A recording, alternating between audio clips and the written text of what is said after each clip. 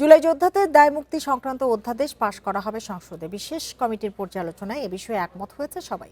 প্রথম বৈঠক শেষে আইনমন্ত্রী জানান, সংবিধান ও জন আকাঙ্ক্ষার সমন্বয় করে এগিয়ে যেতে চায় সরকার।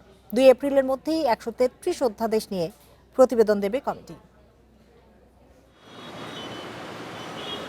অন্তর্বর্তী সরকারের জারি করা 133টি অধ্যাদেশ নিয়ে সংসদীয় বিশেষ কমিটির প্রথম বৈঠক সংসদ ভবনে।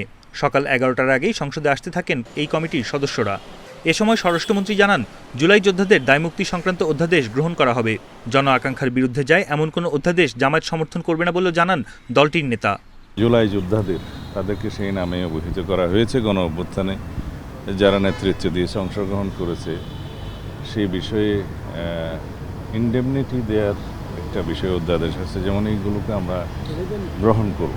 রেইনবো অলরাউন্ডার এক্সটেরিয়র পেইন্ট বাড়ির বাহিরের দেয়ালের সুরক্ষা নিয়ে থাকুন নিশ্চিন্ত। সাথে পাচ্ছেন 10 বছরের ওয়ারেন্টি। আমরা ওটা আলোচনা করব, সংবিধানের সাথে সাংঘর্ষিক যদি হয় অথবা জনগণের স্বার্থ পরিপন্থী হয়, সেগুলো আমরা দেখে আমাদের মতামত ব্যক্ত করব। বৈঠক চলে প্রায় 2 ঘন্টা। বৈঠক শেষ হওয়ার আগেই বেরিয়ে যান স্বরাষ্ট্রমন্ত্রী। জানান, জুলাই যোদ্ধাদের দায়মুক্তি সংক্রান্ত অধ্যাদেশ নিয়ে একমত সবাই। জুলাই ইনডেমনিটি যেটা, হ্যাঁ, সবাই একমত। বৈঠকে কয়েকটি অধ্যাদেশ নিয়ে দ্বিমত জানিয়েছে জামায়াতে ইসলামী। সেসব অধ্যাদেশ সংশোধন চায় তারা। গুম খুনের ব্যাপারে, এরপরে আপনার পুলিশ কমিশনের ব্যাপারে, এরপরে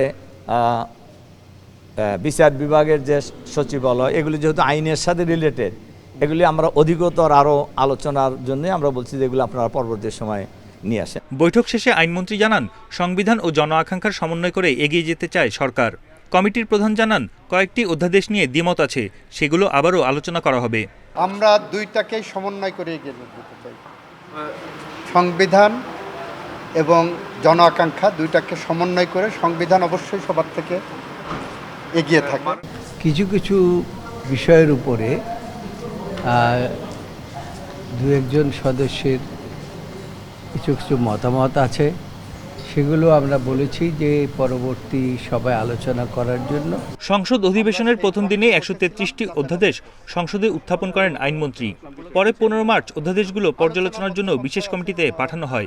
সাংবিধানিক নিয়ম অনুযায়ী প্রথম অধিবেশন শুরুর 30 দিনের মধ্যে পাশ করতে হয় অধ্যাদেশ, না হলে সেগুলো বাতিল বলে বিবেচনা হয়। রিপোর্ট যখন পাবলিশ হবে তখন। বনি ইবনে কামাল, ইন্ডিপেন্ডেন্ট নিউজ, ঢাকা।